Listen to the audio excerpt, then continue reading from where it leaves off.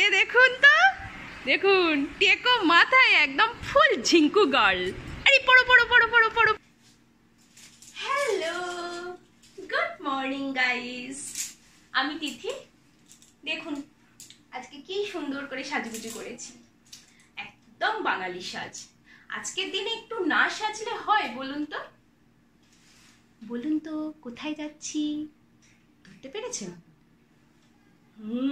আপনাদের কেউ কেউ নিশ্চয়ই ঠিক ধরতে পেরেছেন। যারা ধরতে পারেননি একটু অপেক্ষা করুন, একজনকে দেখলে না ঠিক ধরতে পেরে যাবেন। এই দেখুন কাকে নিয়ে এসছি। হ্যালো করে দাও মামা, হাই করে দাও। হাই হাই হাই করো, হাই করো করো, হাই। বাহ, এ দেখুন এ হচ্ছে নেরু হয়েছে কদিন আগে। চুলগুলো কোথায় চলে গেছে বলো? ওরে বাবা, হাই করে দিচ্ছে। এই দেখুন কে আসছে, আজকের দিনের স্পেশাল লোক। ঠিক আছে, হাতে হচ্ছে এই দেখুন, এইটা ম্যান্ডেটরি, এটা না হলে আজকের দিনটা ঠিক মানায় না। এবার যারা বুঝতে পারেননি তারা নিশ্চয়ই ঠিক ধরতে পেরে গেছেন আমরা কোথায় যাচ্ছি। তাহলে চলুন, অনেকটাই দেরি হয়ে গেছে, চলুন আমরা বেরোই। হ্যাঁ, আমরা তিনজন ফুল বেরিয়ে পড়েছি। আর দেখুন বাইরে প্রচণ্ড রোদ, বিশ্বাস করুন এই কদিন যেভাবে গরম পড়ছে আর জাস্ট নেওয়াই যাচ্ছে না। বাইরে একটাও লোকজন নেই, তার মধ্যে এই দেখুন অ্যাজ ইউজুয়াল গেট পড়ে গেছে। মানে আমরা যখনই আসি তখনই গেট পড়ে যায়, জানি না এমন কেন হয়। কার কার সঙ্গে এমন হয় আমাকে একটু কমেন্ট করে জানান তো দেখি। আর যাদের গেট ক্রস করে কোথাও যেতে হয় তাদের তো জীবনের অধিকাংশ টাইমটাই বোধহয় গেটেই চলে যায়। যাই হোক, ট্রেন দেখে আমরা এই গরমের মধ্যে বাড়ির কাছে চলে এসেছি। এই যে বাড়িতে ঢুকছি, অনেকেই হয়তো ভাবছেন যে কি বাড়িতে ঢুকছি বলে স্কুলে ঢুকে যাচ্ছি কেন। বলবো সে গল্প একদিন কখনো বলা যাবে সময় করে। দাদু দিদা গেট খুলতে দেরি করছে বলে তো আমার মেয়ে রীতিমতো অধৈর্য হয়ে পায়চারি করতে শুরু করে দিয়েছে। আরে এই দেখুন কে দেখুন তো, দেখুন টেকো মাথায় একদম ফুল ঝিঙ্কু গার্ল। আরে পড়ো পড়ো পড়ো পড়ো পড়ো পড়ো পড়ো। ও সারাদিন এমনটাই করে। এই দেখুন এই শাড়িটা আমি মায়ের জন্য বেশ কয়েকদিন আগেই কিনেছিলাম, আজ মাকে এটাই পরতে বলবো। চলুন এবার ছোট্ট করে আপনাদেরকে একটা ইনফরমেশান দিই।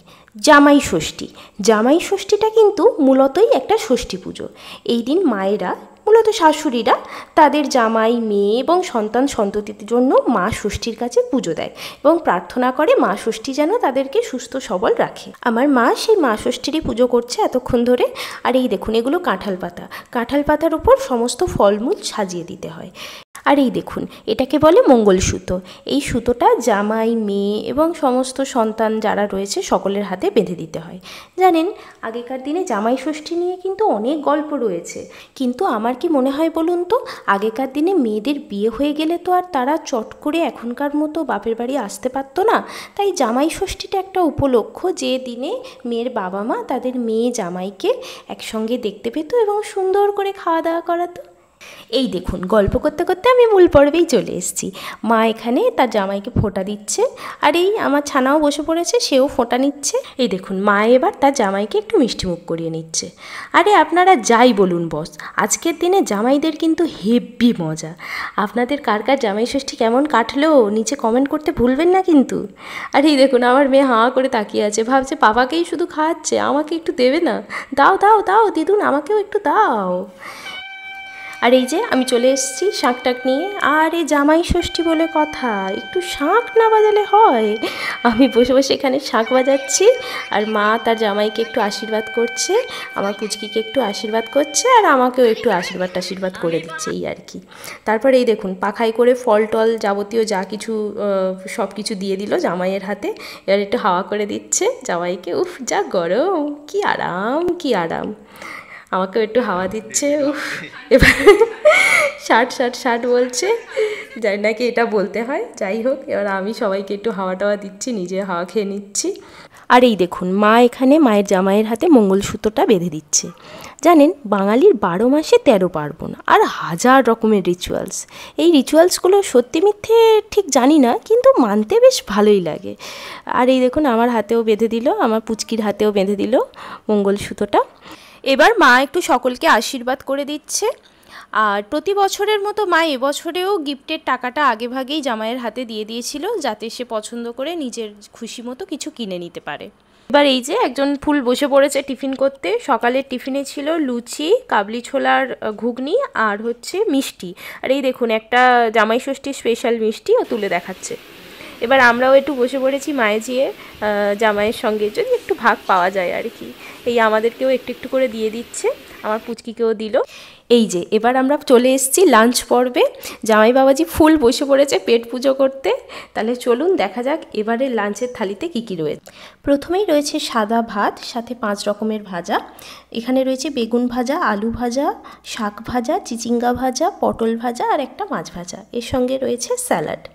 এবারে রয়েছে ফ্রায়েড রাইস। ফ্রায়েড রাইসটা কোনো কারণে একটু হলুদ হয়ে গিয়েছিল, এনিওয়ে।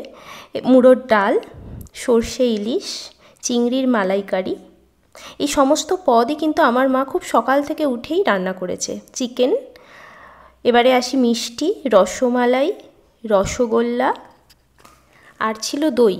ও হ্যাঁ, চাটনিও ছিল, কিন্তু আমি এখানে কোনোভাবে দেখাতে ভুলে গিয়েছি। যাই হোক, সমস্ত কিছু দেখানোর পর্ব শেষ। এবারে ও ফুল খেতে শুরু করে দিয়েছে। আমিও ওর খাবারটা কিছুক্ষণ ছবি টবি তুলছিলাম, এই আর কি। তারপর আমারও মনে হলো যাই আমিও একটু বসে পড়ি, ওর সঙ্গে একটু হাতে হাত লাগাই। এত খাবার একা খেতে পারে নাকি বাচ্চা ছেলে, বলে আমি একটু খেতে টেতে শুরু করে দিলাম। আমিও খাচ্ছিলাম ওর পাশে বসে বসে। এই দেখুন এরপর আমার মেয়েও চলে এসছে। সেও ভাবলো যাক পাপা একা খাবে কেন, আমিও যাই একটু খাই। তারপর কি মনে হলো চলে এলো ক্যামেরার কাছে। ও একটু দেখছিল, কি ও নিজেকে দেখতে খুব ভালোবাসে ক্যামেরাতে। এলো, এসে যাই হোক ও আমার কোলে বসে ও একটু খেতে টেতে শুরু করে দিল। তারপর ভাবলাম দূর, এভাবে লোকের খাবার খেয়ে ঠিক পোষাচ্ছে না, যাই নিজের মতো খেয়ে দিয়ে নিই। খেয়ে নিলাম, মেয়েটাকেও খাইয়ে নিলাম। খাইয়ে দাইয়ে নিয়ে একটু রেস্ট করে নিলাম, কারণ বিকালবেলা বেরোতে হবে। সেই কারণ ভদ্রলোক এতদিন নিজের জন্য কিছু কেনার সময়ই পাননি, উনি নাকি সময়ই পান না। এই দেখুন বিকালবেলা আবার ড্রেস টেস চেঞ্জ করে আমরা ফুল বেরিয়ে পড়েছি। যাচ্ছি হচ্ছে বাজার কলকাতা। ডায়মন্ড হারবারে বেশ কিছু শপিং মল রয়েছে, তো আমরা বাজার কলকাতাতেই যাচ্ছি, কারণ ওখানে হচ্ছে ওনার নিজের জন্য আর ওনার শ্বশুর মশাইয়ের জন্য কিছু জিনিসপত্র কেনার আছে। এখানে কিছু টি শার্ট দেখছি, এগুলো বাপির জন্যই নেব প্রথমে। তো এই দুটো টি শার্ট আমার প্রথমে পছন্দ হয়েছিল, তারপর লাস্টে ভাবলাম না এটা নেব না, শেষে এইটাই ফাইনাল করলাম, এটাই নিয়ে নিলাম। এই যে এবার ভদ্রলোক নিজের জন্য জামাকাপড় দেখতে শুরু করে দিয়েছে। বিশ্বাস করুন এনার জামাকাপড় কেনা আর পরীক্ষায় পাশ করা দুটোই সমান, কারণ পরীক্ষায় একটু ভুল হলে নাম্বার কেটে নেয়, আর এনার যদি জামাকাপড়ে একটু কোনো খুঁত বেরোয় ইনি সঙ্গে সঙ্গে সেটা রিজেক্ট করে দেয়। তারপর আর কি, প্রত্যেকবারের মতো এবারেও আমি বোর হয়ে গেলাম ওর পিছে পিছে ঘুরতে ঘুরতে আর জামা কাপড় দেখতে দেখতে। তাই ভাবলাম যাকে যা পারে করুকে, আমি একটু সেলফি টেলফি তুলে নিই বলে আমি একটু সেলফি তুলে নিলাম। তারপর এই যে ফুল কেনাকাটা হয়ে গেছে। ও হ্যাঁ, আমি মেয়ের জন্য বেশ কিছু জামা কাপড় কিনেছিলাম। আরে শপিং মলে আসবো আর মেয়ের জন্য কেনাকাটা করবো না, তা হয় নাকি? এই শপিং মল থেকে বেরিয়ে একটু ঘোরাঘুরি করছিলাম। তারপর ভাবলাম ফুল খিদে পেয়ে গেছে বলে শপিং মলের বাইরেই একটা ফুচকা দোকান ছিল, তো একটু ফুচকা টুচকা খেলাম। তারপর উনি বললো আমি ফুচকা খাবো না, আইসক্রিম খাবো, বলে সে আইসক্রিম খেতে শুরু করেছে। আমি ভাবলাম আমি একটু ভাগ নিই বলে আমিও আইসক্রিম খেতে শুরু করে দিলাম। এই তারপর আর কি, মেয়েকে মায়ের কাছে রেখে এসেছিলাম, তাই মায়ের কাছে আবার ফিরে গেলাম। ওখানে গিয়ে খাওয়া দাওয়া করে বাড়ি ফিরতে যাব, দেখলাম বৃষ্টি এসে গেছে। প্রচণ্ড বৃষ্টি হলো বেশ কিছুক্ষণ, আমরা বাড়ি ফিরতে অনেকটাই দেরি হয়ে গেল। এইভাবেই কাটলো আমার পুরোটা দিন। আর আপনাদের কার কেমন কাটলো অবশ্যই করে জানাবেন। দেখা হচ্ছে আবার পরের ভিডিওতে। সকলে খুব ভালো থাকবেন, সুস্থ থাকবেন। Tata, good night.